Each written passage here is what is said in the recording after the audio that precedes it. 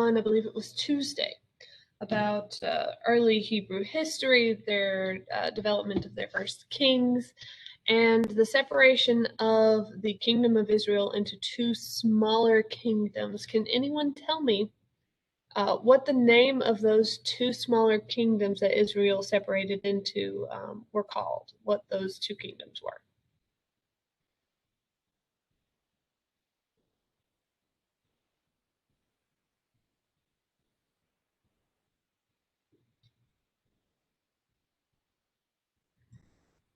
The names of those two kingdoms were, like Bryson said, Israel and Judah.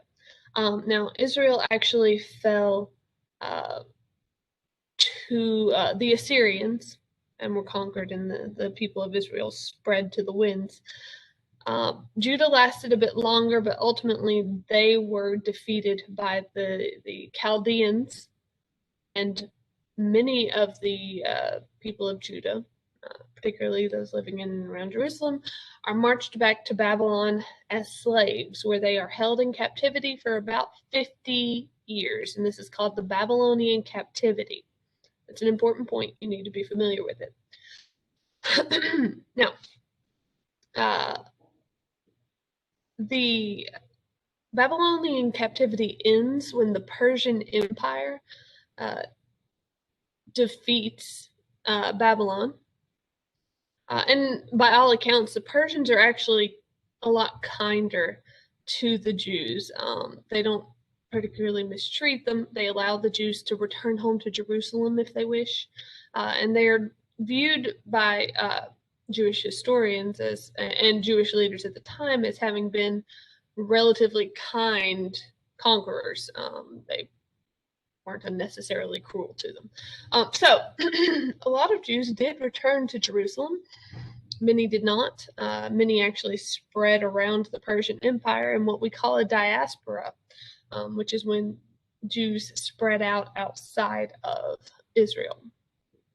That said, the Jews that did return home to Jerusalem actually rebuild the temple, the one that was destroyed by the Chaldeans. They rebuild it, and then we call it the Second Temple. And life is reasonably, okay under the Persian Empire.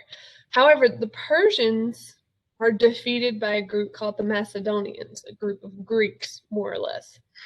So these Greeks end up taking over the territory that had belonged to the Persians. And the Jews are kind of tired of being controlled by foreign rulers. Now, Alexander the Great was originally the one who took over the area, and they actually kind of liked Alexander the Great. But the leaders that came after him, they don't care for them very much. It ends up turning into a revolt in the 160s BC. A family that we refer to as the Maccabees actually leads a revolt against the Macedonian invaders, and they are successful, to the surprise of pretty much everyone. Now, that said, the Jews end up ruling their own kingdom for about a century, and then 63 BC comes around. The Roman Empire. And the Romans are not people to be trifled with, and they are not kind to the people that they conquer. And they did. The Roman Empire conquers Jerusalem in 63 BC. And it pretty much sucks for them. The Romans are fond of overtaxing people. They don't particularly respect the religious beliefs or the cultures of the people that they conquer, not just the Jews. They're like this with everybody. But needless to say, the Jews are more than tired of being controlled by the Romans.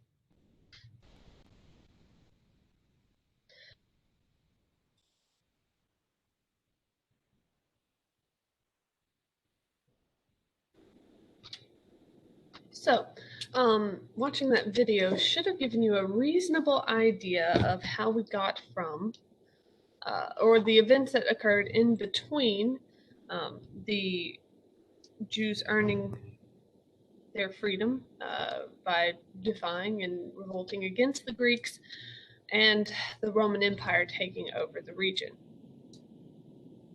One sec. There we go. So,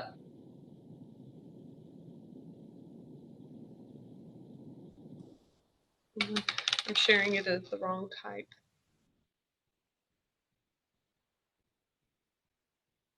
There we go. That should be clear. Okay.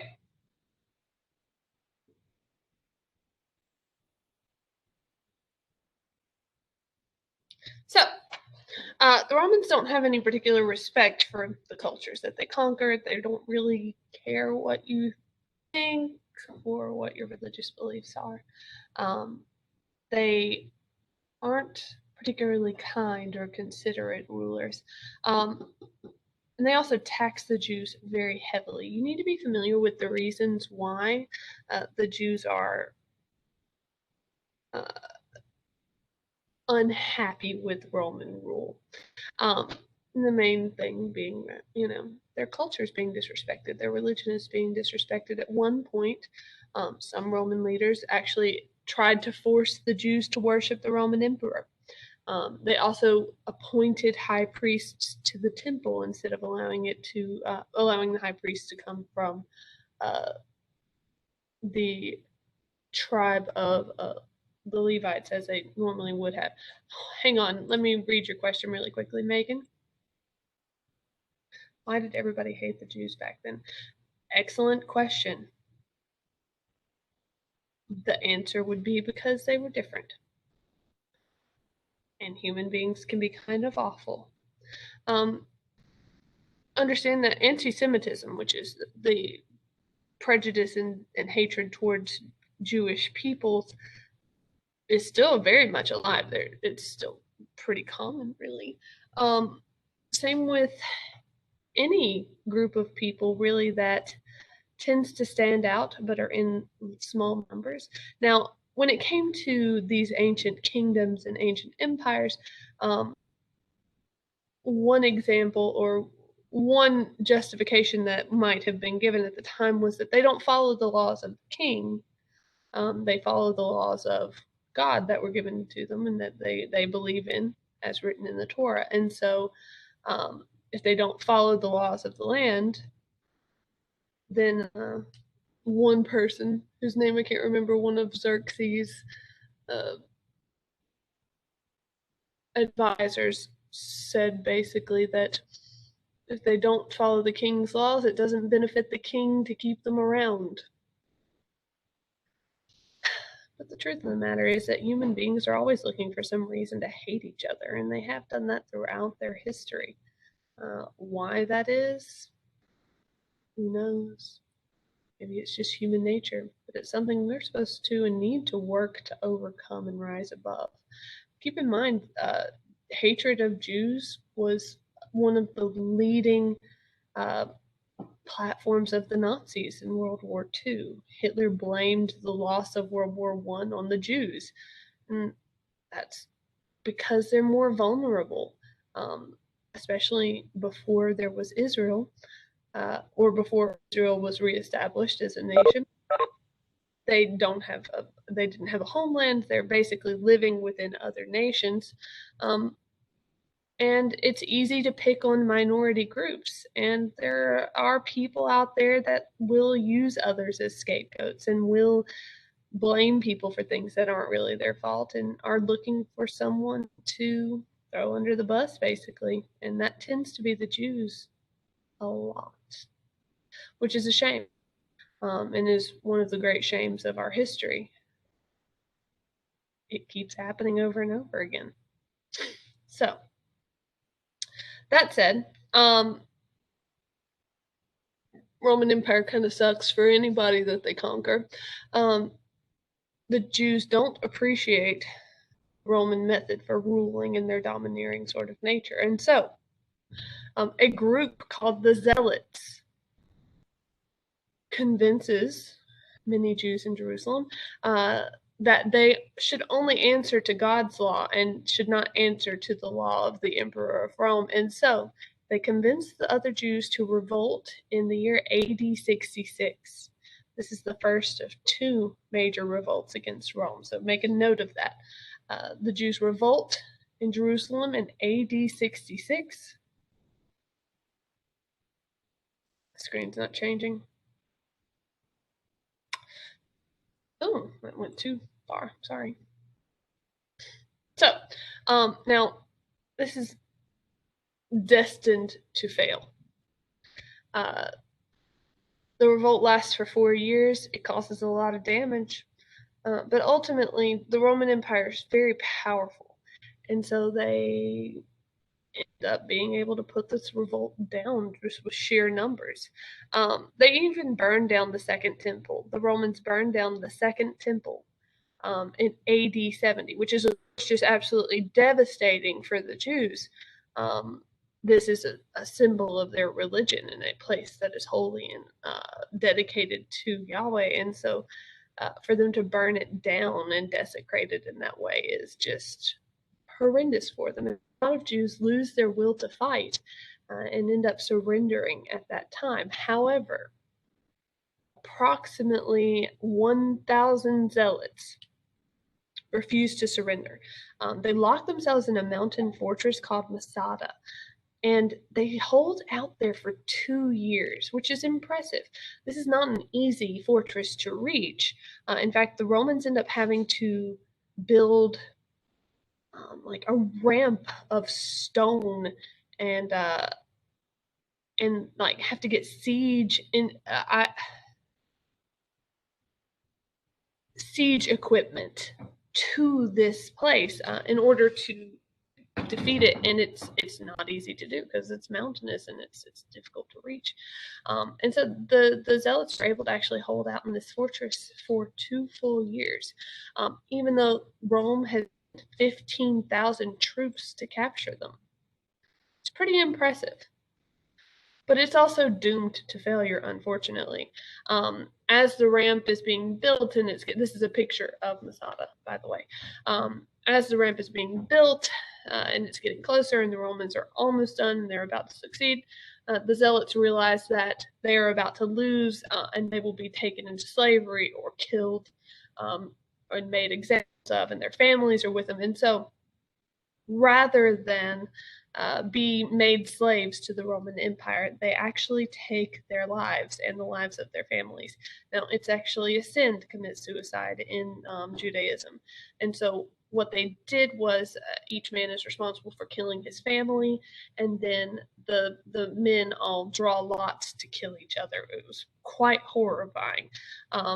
But they didn't feel they had any other choice, because it was that or be enslaved by Rome, and none of them wanted that.